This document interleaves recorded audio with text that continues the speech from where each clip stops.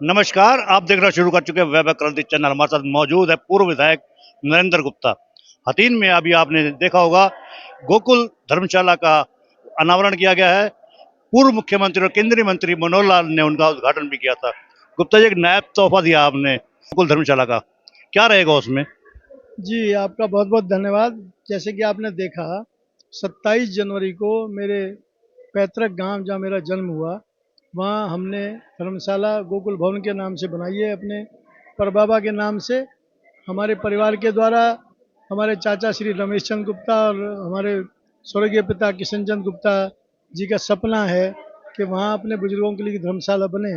उसने मूर्त रूप लिया है और 27 तारीख को बड़ी खुशी की बात है कि एक संत पुरुष माननीय मनोहर लाल जी, जिन्होंने हरियाणा की दिशा और दशा बदली, उनके द्वारा उसका अनावरण हुआ, लोकार्पण हुआ। निश्चित ही जैसे कि आपने बोला, हथीन अभी हमारे लिए बहुत ही पिछड़ा क्षेत्र है। वहाँ गरीब जनता भी मध्यम वर्गीय परिवार रहते हैं। उनको शादी के लिए हथीन से पलवल तक आना पड़ता था, तो परिवार की ये इच्छा थी कि वहाँ जो लोग बैंक्वेट हॉल अफोर्ड नहीं कर सकते, उस भवन में अपना वो शादी विवाह दुख सुख के काम करें, तो उसमें पूरी सुविधाएं रहेंगी। और उसका खर्चे के लिए हमारी कोशिश ये है कि जो बिजली का खर्चा या जो वहाँ के डेली एक्सपेंसेस वो मीट हो जाएं, सिर्फ उतना पैसा कोई कमाई की जगह नहीं है। और हमारी कोशिश रहेगी, अगर डेफिसिट रहेगा तो उसको हमारा परिवार उसको अपनी तरफ से देगा। नैब सिंह सरकार है तीसरी इस बार भारतीय जनता पार्टी की, तो कल्याणकारी योजनाओं में नैब सरकार कितना विश्वास कर रही है, कितना समय दे रही है? देखिए, एक नींव जो माननीय मनोहर लाल जी ने रखी 2014 में हरियाणा में 2 बार से, एक सिस्टमेटिक तरीके से भ्रष्टाचार पे अंकुश लगाया, नौकरियों में पारदर्शिता आपको सबको पता है। तो एक सिस्टम के तरीके से भ्रष्टाचार रुक सकता है और काम भी सही तरीके से हो सकते हैं। तो मुझे लगता है जन कल्याणकारी योजना जो आदरणीय मोदी जी के नेतृत्व में पूरे देश में चल रही हैं, हरियाणा में उनकी गति बहुत तेज़ है।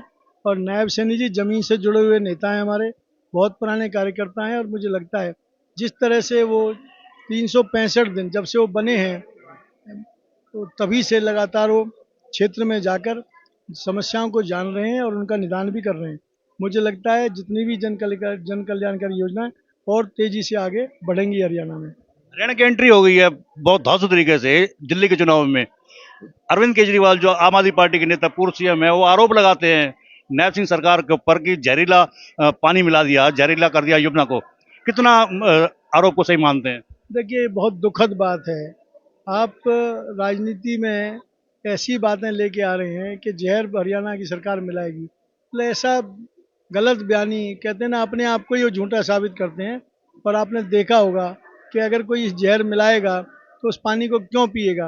हमारे माननीय मुख्यमंत्री जी ने 1-2 दिन पहले ही सोनीपत में उसका आचमन किया है, और वो लोग उसको कट पेस्ट करके जब आचमन करते हैं, आपने देखा होगा कि उसके बाद 3 बार लेते हैं, उसी वीडियो को काट के दिखा रहे हैं।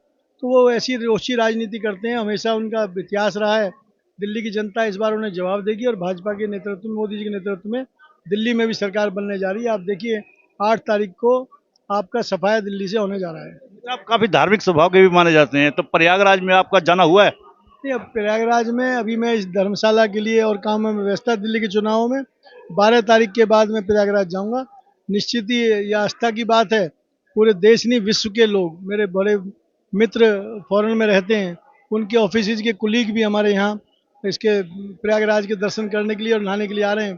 तो हमारे तो भारतीय हैं, सनातन धर्मी लोग हैं, तो हमारा तो जाने का मन होता ही है। तो ज़रूर मुझे पता है, मुझे उम्मीद है कि गंगा मैया, यमुना मैया, सरस्वती मैया मुझे ज़रूर बुलाएंगी, और 12 तारीख के बाद मैं जाऊँगा। हमारे बीच में पूर्व विधायक नरेंद्र गुप्ता, जिन्होंने गोकुल धर्मशाला का निर्माण किया है अपने पूर्वजों की याद में, जो अफोर्ड नहीं कर सकते बैंक्वेट हॉल, बड़े बड़े लॉन, उसके लिए ये धर्मशाला काफी बेहतर रहेगी। बहरहाल, आप हमारे चैनल को लाइक करें, फॉलो करें, कमेंट बॉक्स में प्रतिक्रिया